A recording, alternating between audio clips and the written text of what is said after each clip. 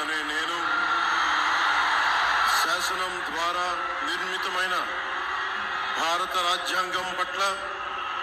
నిజమైన విశ్వాసం, విధేయత చూపుతానని,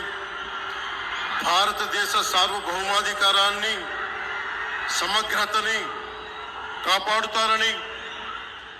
ఆంధ్రప్రదేశ్ రాష్ట్ర మంత్రిగా నా కర్తవ్యాలను శ్రద్ధతో, అంతఃకరణ శుద్ధితో నిర్వహిస్తానని, భయం గాని, పక్షపాతం గాని, రాగద్వేషాలు గాని లేకుండా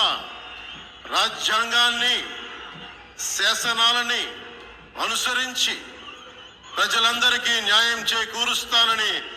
దైవ సాక్షిగా ప్రమాణం చేస్తున్నాను. నేను